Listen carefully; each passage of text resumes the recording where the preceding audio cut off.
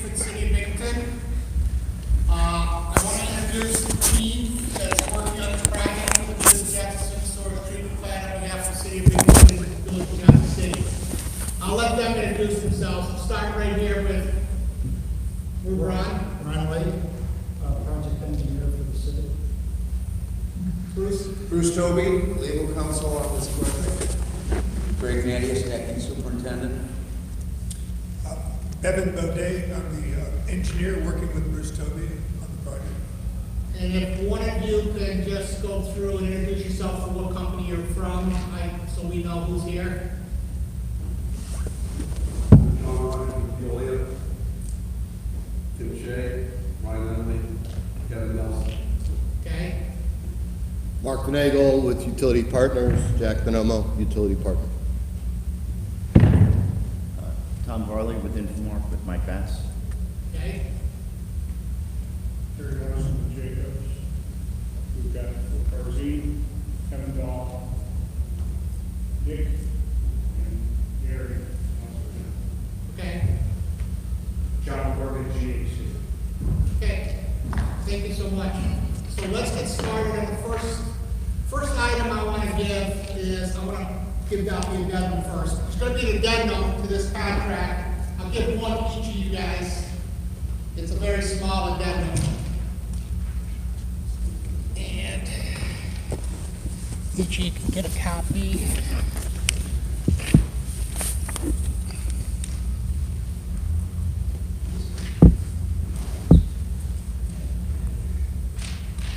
This is an addendum. It's a very small addendum. It's something that's related to the safe harbor provisions of the IRS. And Bruce, you want to speak on this addendum and what it is? I think it speaks for itself. Any questions would be in writing to Mike, and we can respond. I think we'll find it quite self-explanatory, giving you background to this. Bruce, you want to go from here? Oh, Kevin? Right, my name is Bevan Baudet. I'm the sole proprietor engineer. And Bruce and I were engaged by the owners, City of Binghamton and the Village of Johnson City, to put together this RFP. And we've been working on it since November, working with the JSB, their staff, working with the owners. And today, this particular pre-bid meeting is intended to be informational. So what we want to do is to kind of clarify and expand on the information that we have given you in the RFP. And I think we've given you a lot of information. I think it's, 800 pages long? So, and you have to say that you've read every word, in order to get a qualified bid. But at any rate, excuse me. We're here for informational purposes. We're going to be giving a couple of presentations here. We're going to start off with Craig. He's going to, he is the acting superintendent of the JSB of the plant, and he's going to talk about the history of the facility and the current operations, so what they're doing today. And we're going to wait and hold questions until after all of the presentations are done. We'll do a Q&A session at the end. Ron Lake is the program manager for the owners that has been keeping track of the $270 million worth of construction on the site that will lead to a brand new plant and a brand new treatment process. So he'll describe that process. He'll talk about the individual projects that are going on, what they are and what their schedule is. Then I'm going to come up and speak about the scope of work and the evaluation criteria. So I'm going to go through that, try to, make that as clear as possible in the presentation, and I'll go over the evaluation criteria as well. So at that point, we'll do questions and answers, and that's pretty much the agenda. Am I correct? So I guess with that, we'll have Craig go. Good morning, everybody. I'm going to start off back in 2004. At that time, our secondary treatment process was activated sludge. In June of 2004, a new BAF project was underway. We shut down our aeration basins and went to primary only with chemically enhanced primary treatment.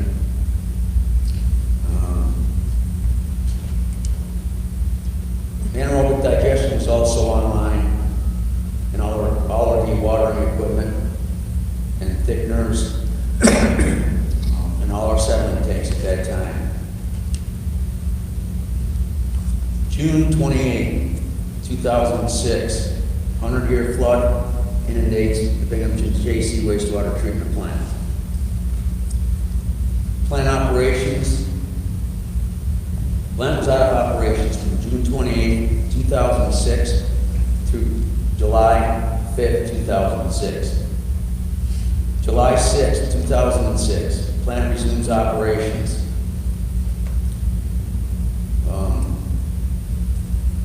Bar screens were available, grit removal, primary settling tanks, gravity thickening, anaerobic digester 3, and our sludge dewatering equipment and disinfection went back online. Tanks were taken offline one at a time and cleaned and returned to service. Compost facility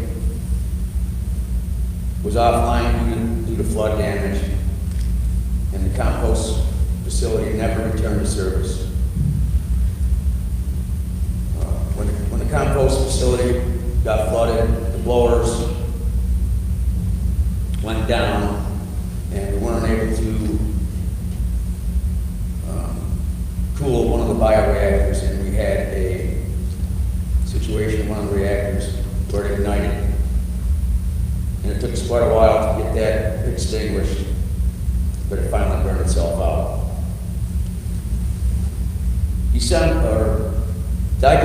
Digesters 1 and 2 were out of operation for an upgrade and was ready for service in 2007. New gas storage covers, boilers, mixing equipment, gas detection equipment. February 9th, 2006, lime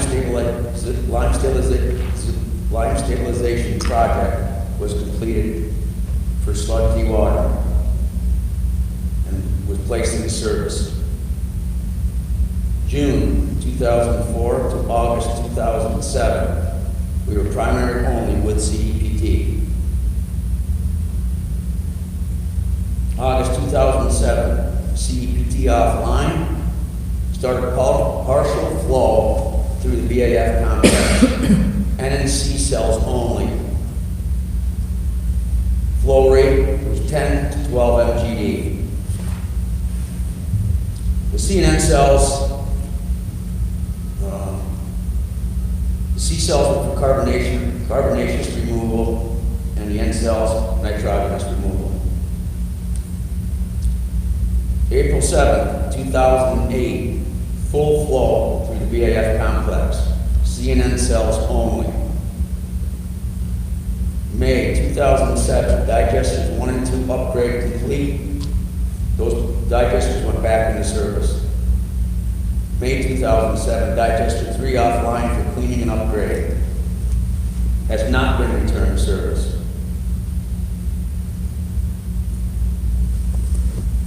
June 1st, 2009, full flow to the BAF complex and DN cells, CN cells, and DN cells with methanol addition. DN cells, June 1st, 2009 to April 11th, continuous operation of the BAF complex. May 16th, 2011, the west wall for the C cells 1 through 4 collapsed. Took all C cells out of operation. Bypassed the C cells to send flow through the N cells, which eventually converted those C cells from nitrogenous removal to carbonaceous removal. The DN cells remain in operation. June 3rd, 2011, shut down methanol dosing and flow through DN cells. Drained all DN cells, diverted over the spillway prior to disinfection. Continued to operate 8 cells. June 27th, 2011, N cells 1 and 7 removed from operation due to safety concerns, structural. Only 6 cells online.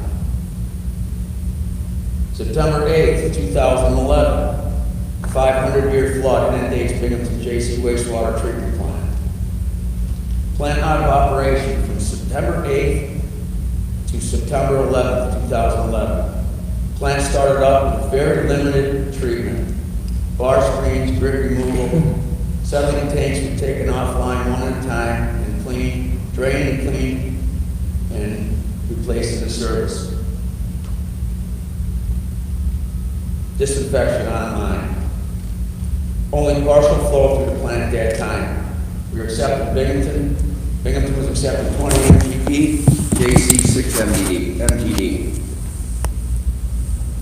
Anaerobic digesters 1 and 2 offline due to flood. All digesters have not returned to service to date. November 23rd, 2011, increased hydraulic flow capacity for Binghamton, for Binghamton up to 30 MPD, JC up to 9, primary owner with CPT.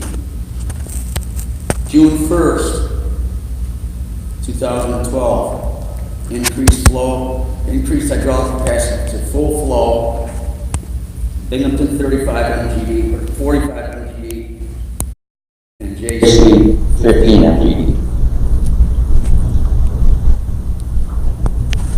February 11, 2013, a new CPT system was available for service and placed online with 10 settling tanks.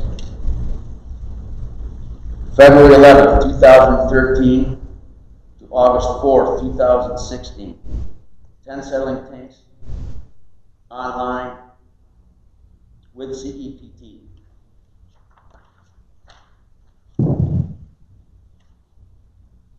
August 4, 2016, settling tanks 7 through 10 taken out of operation, ready for getting plant ready for plant rehabilitation and rebuild. Settling tanks 1 through 6 remain online with CEPT today.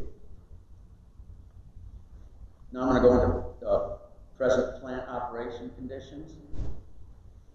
We have 2 core screens online, 4 main pumps available at the head house of the plant, 4 main pumps available at the terminal pump station on Gates Road, 6 settling tanks with CEPT, VFDs, inline grinders, sludge pumps, and all related equipment. Gravity thickener number 2 is online, VFDs, inline grinders, sludge pumps, and all related equipment. 3 centrifuges for dewatering with lime stabilization, sludge hauling, temporary disinfection, chlorination and dechlorination with limited storage capacity. 3 stormwater pump stations are available for service, and flood wall is in place.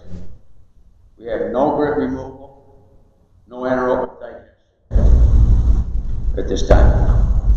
That concludes my summary.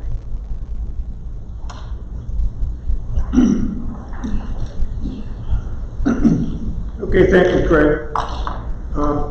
It's quite a history, isn't it? It was very challenging.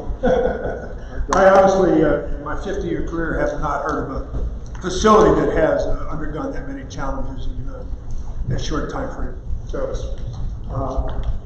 at any rate, I now would like to ask Ron Lake to talk about what is going on in the construction, what kind of process that we're looking at for the future, and what the schedule is. Okay. Good morning. I was hoping we'd have a bigger screen, but this is an overview of what the plant's going to look like. The one thing you probably need to realize is that there is not much green space. Everything is congested, everything is very tight.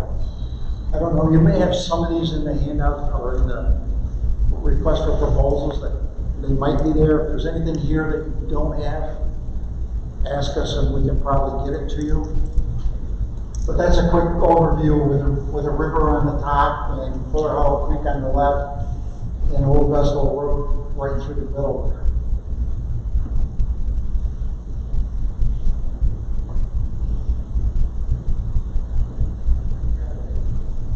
And I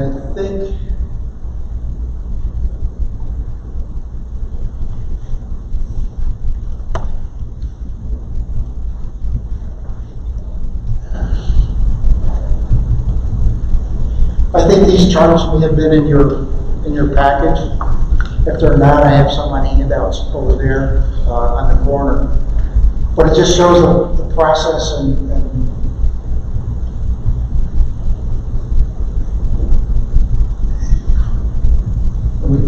you can't really read it from here, but there is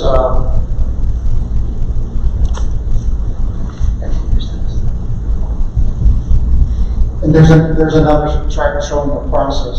So if you don't have that, I'll give it to you.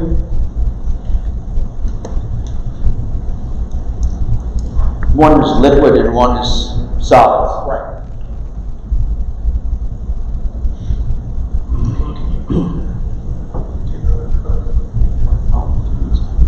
Ron, are you going to go through the process with it? I'm probably not going to go through each process. I think in those 800 pages, I probably can't explain it any better than what you've already. When you're finished, would you put those process diagrams back up? And I think Craig is going to go through them with the people so that they. Okay. Or you can do it now if you want. Yes. Yeah, I can't see from here.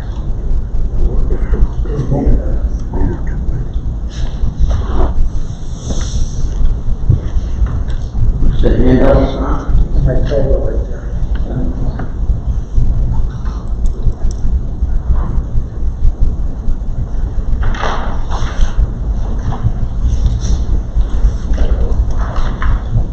Hey, Craig, can you hand out the handouts and maybe you can go. Okay. That would definitely help you. Yeah, thanks.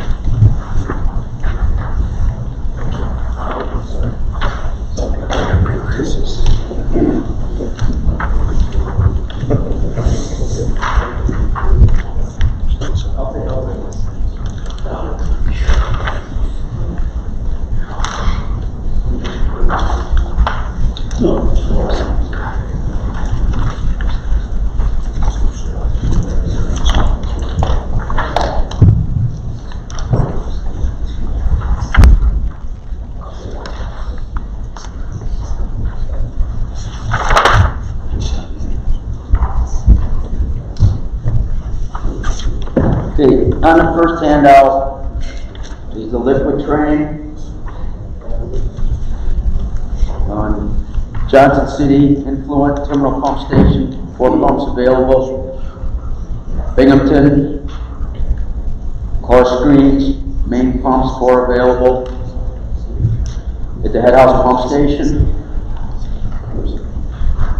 And it will flow through fine screens after core screening into aerated grit.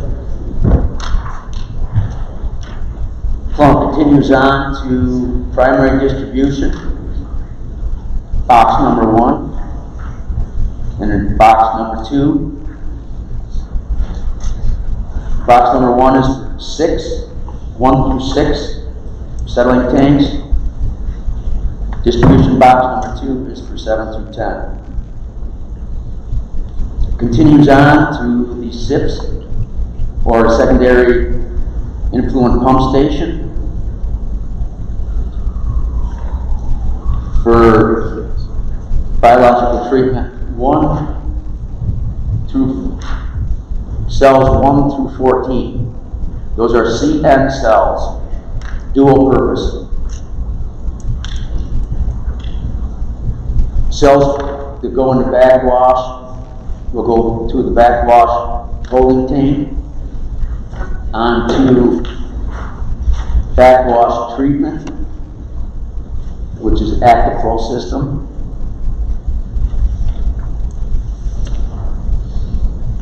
The effluent from CN cells will flow to the TN effluent pump station, which moves it through to the DN cells, denitrification. Those cells are also backwashed and returned to the DN backwash. Will also go back to for backwash treatment.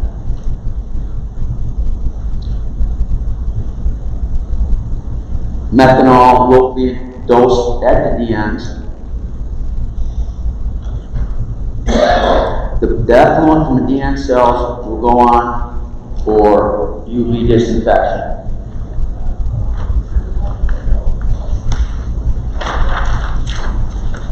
Okay, moving on to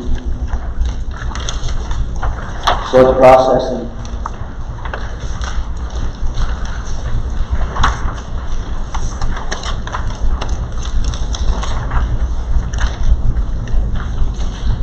We have the 6 settling tanks, 1 through 6 and 7 through 10. There's a lot of flexibility as to where we can move sludge when needed.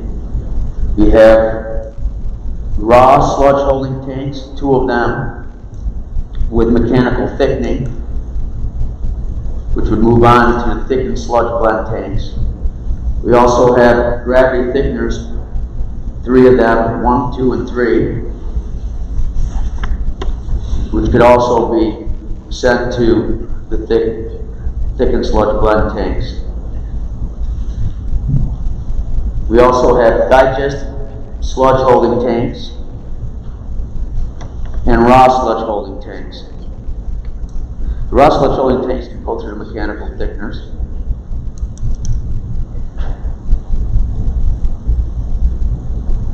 And from the sludge holding tanks, we will be able to feed our anaerobic digesters. Any overflow from those digesters will go into the sludge holding tank 1 or 2, and it can be dewatered from there with our solids handling building. We will have 3 centrifuges available with lime stabilization.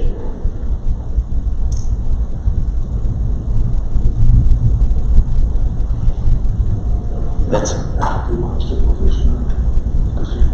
well, we may have to lime stabilize periodically, but with 3 anaerobic digesters, it would be limited. And the lime stabilization is being done now because the anaerobic digesters are not operational. So they'll retain the capability to do lime, but the ideal here is to operate with the anaerobic digester. Okay. That's all that you want to talk about. Okay, I want to bring your attention to an error that is on the RFP and make sure that it's corrected verbally here at this meeting. By the way, this meeting is being recorded, so it will be, if anyone wanted a tape of the meeting, they could ask for it. On page 3 of the RFP, description of services to be performed. The plant currently treats up to 50 MGD of CA combined sewer overflow wastewater. Dry flow is approximately 18 MGD. As previously described, current facilities partially treat the wastewater using chemically enhanced primary treatment. They do not currently use nitrification and denitrification filtration. That is an error. So they go from chemically enhanced primary treatment and chlorination, dechlorination. There is no existing process that is operational for nitrification, denitrification, filtration. I wanted to make that correction formally, so that everyone would be aware that that is a mistake. Okay. Yes. Okay, Craig is finished. Ron, why don't you go back and talk about the project? Okay. This first slide again is an overview of the facility.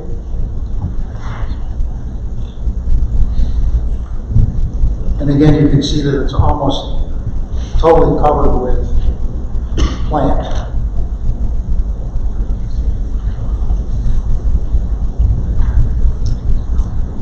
Current site layout again, you probably can't read it, but there's 5,000 square feet of sheet pile, 250 feet long of concrete wall, 1 foot thick, with a foundation and 130 horsepower stormwater pump. And that's for protection from flood.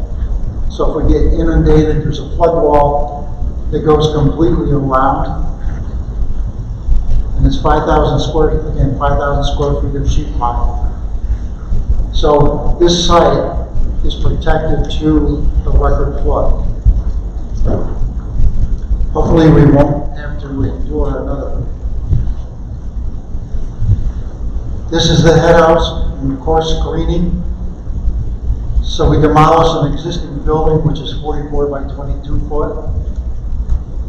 And then we have new structural intermediate level.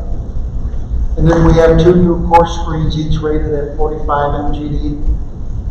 We have a replacement of slide gates, new screening with washer and compactor, new HVAC makeup air unit, odor control connections, and bypass pumping is required. And that's the head house screen. And then we have the demolition of grit facilities and primary distribution box number 1. So demolition of the grit facilities and distribution box is 250 feet by 100 feet area.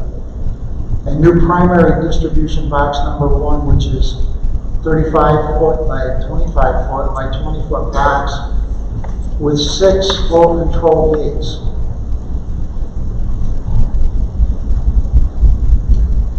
And we have the Headworks building, which is a new building, 70 feet by 80 feet with ground floor and basement. 3 fine screens, 30 MGD each, and 2 washer compactors. 2 aerated grit tanks with grit screws, grit pumps, and grit washers and classifiers. We have a scum concentrator and primary sludge pumps. That's in the Headworks. The schedule. Hey, Ron, I think you skipped the edge at the end here. I skipped one? That one.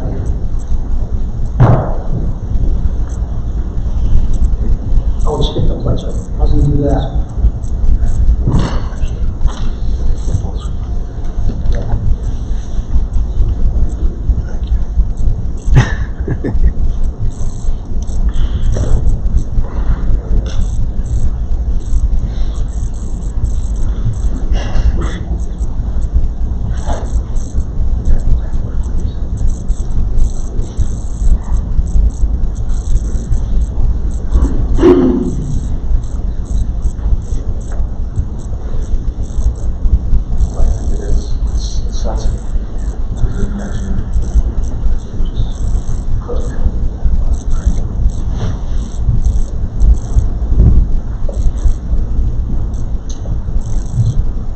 Primary settling tanks 1 through 6.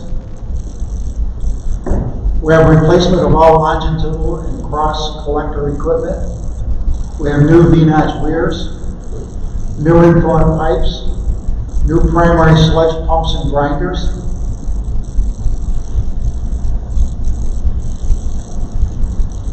Then we have scum handling improvements, replacement of the scum tipping troughs with helical skimmers, new scum pump station, and a new 1.5 millimeter self-cleaning scum screen.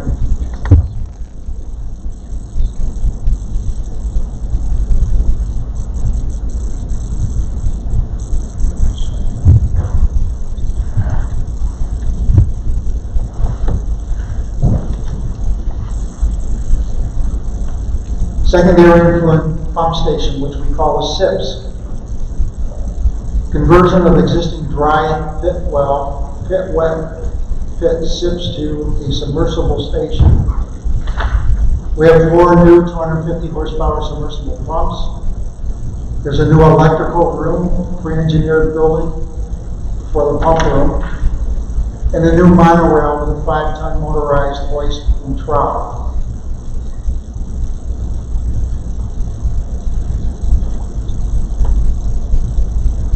The BAF facilities overview.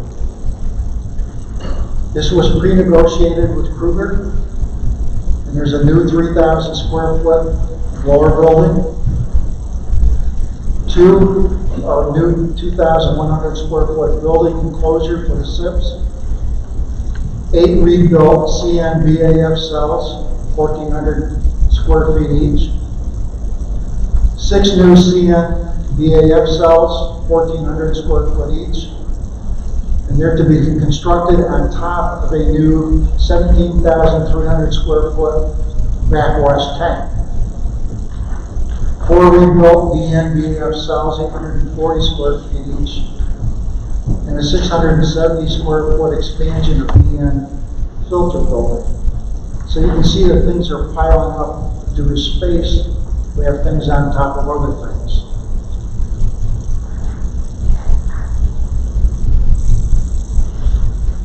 We have the rebuilt CN BAF cells, 30,000 square feet of new walls and channels, 64 20-foot columns and 32 37-foot beams to support the Kruger supplied precast nozzle decks. We have 5 turbo blowers with onboard 200 horsepower VFDs, 6 harmonic filter enclosures, and 210 horsepower standalone ABB VFDs.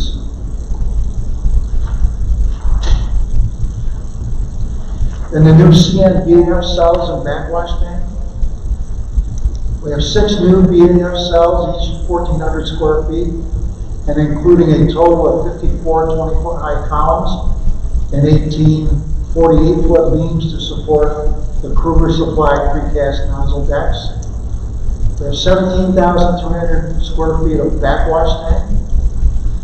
We have C-camp pile construction with approximately 140 exterior 35-foot deep piles and 40 interior 15-foot support piles.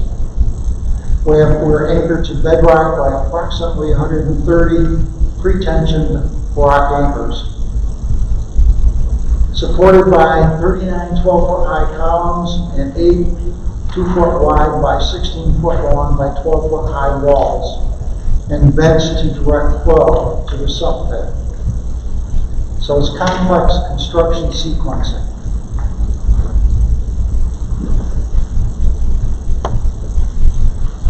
We have rebuilt neon cells and facility expansion. We have 11,900 square feet of new walls and channels, 24 16-foot columns and 12 30-foot beams to support the Kruger supplied precast nozzle decks, 670 square feet of expansion of DN filter building, and 44 60 horsepower standalone ABB VFDs and 2 40 horsepower standalone ABB VFDs. The methanol system. We converted an existing tank to methanol tank containment. We have two 12,000 gallon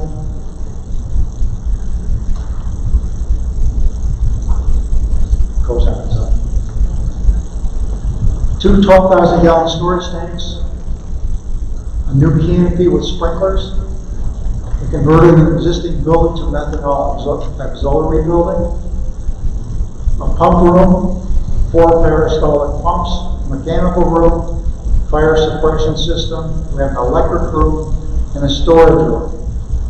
We have a new methanol fill station with canopy and sprinklers, and a new foam fire suppression system, 3 zones at 500 gallons per minute.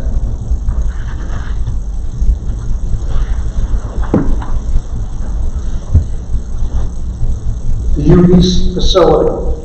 So we converted an existing chlorine contact tank to the UV facility. There's an installation of 8 inclined UV banks, a new electrical room along with new UV facility building, new level control earth runs, and new plant utility water system. The BAF backwash treatment building. It's a new high-rate ballasted flocculated settling system for treatment of BAF backwash solids. 64 feet by 33 feet, a new building with adjacent 74 foot by 22 foot liquid process tankage. We have a 20 foot by 12 foot hydrocyclone room and top tanks, primary sludge grinder pumps, sand reinsert pumps, and sludge transfer pumps. We have 3 tank mixers, 1 settling tank scraper and dry, an electrical room, an MCC bank, and 10 VFDs and 2 PLCs. Bulk power storage and power feed systems and sand storage.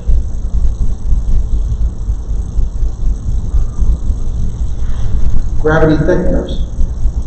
We have a new 11 foot by 16 foot by 6 foot thickener distribution box. We have replacement of thickener mechanisms in 1 35 foot diameter thickener and 2 50 foot diameter thickeners. The chemical storage building. Supported.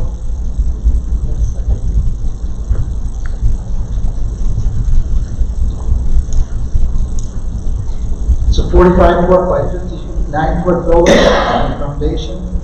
We have 3 10,000 gallon fiberglass storage tanks, 2 duplex chemical feed pump skids or SEP and BAF backwash, 1 duplex chemical feed pump skid for phosphoric acid.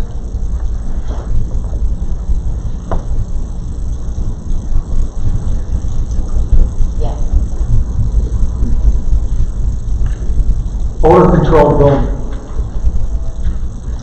We've replaced the following equipment: the scrubber internals, bottom section of scrubber number 2, the chemical storage tanks and chemical metering pumps, the scrubber exhaust fans, the recirculation pumps, the scrubber control panel. We demoed all fans and some ductwork. We added primary clarifier fans and ducts. We had fans at the new grit collection headworks and head house, and we have partial replacement of the ductwork. 10 more slides.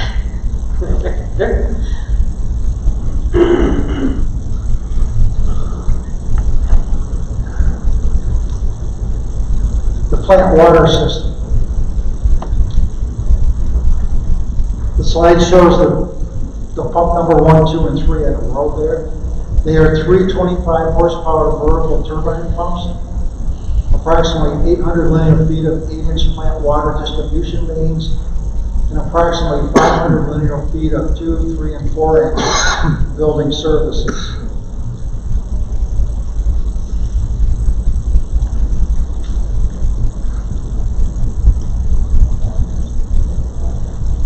The generator building. It's a conversion of an old blower building to a new generator building.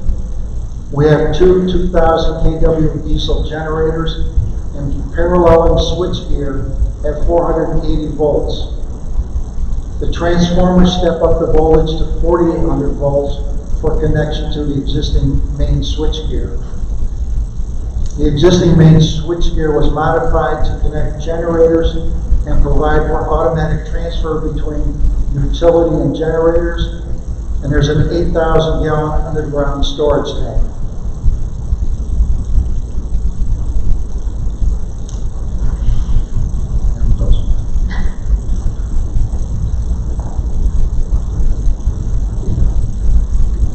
The administration maintenance building, we're looking at the lower level here. There was an existing compost building basement shell, and it was converted into truck bays and electrical mechanical maintenance shops. There's 14,000 square feet there.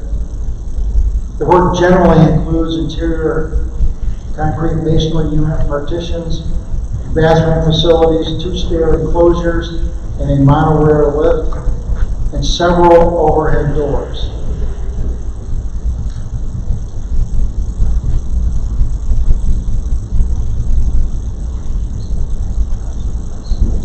The administration maintenance building on the upper level.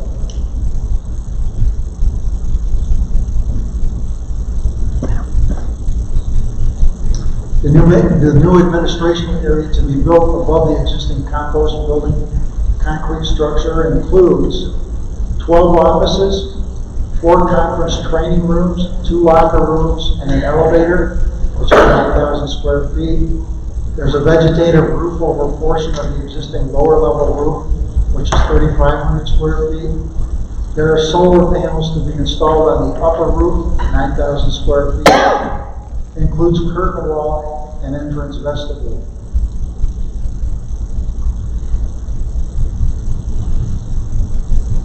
The restored anaerobic digesters.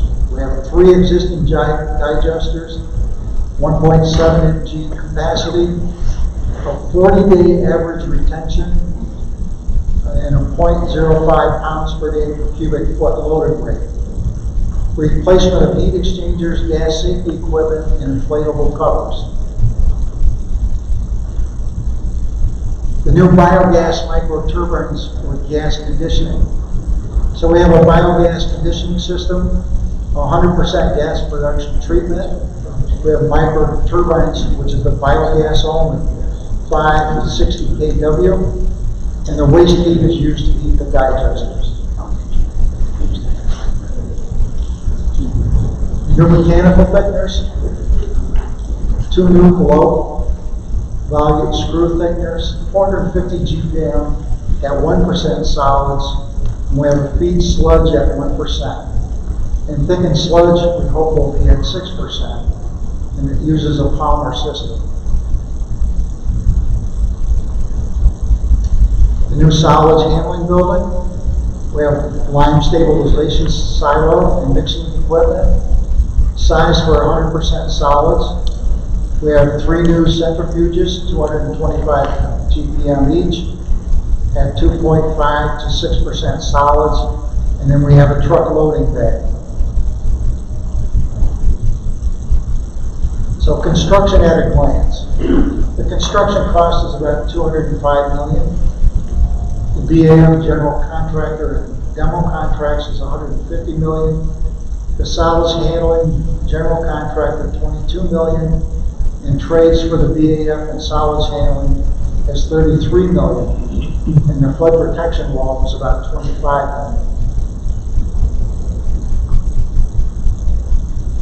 million. So the schedule.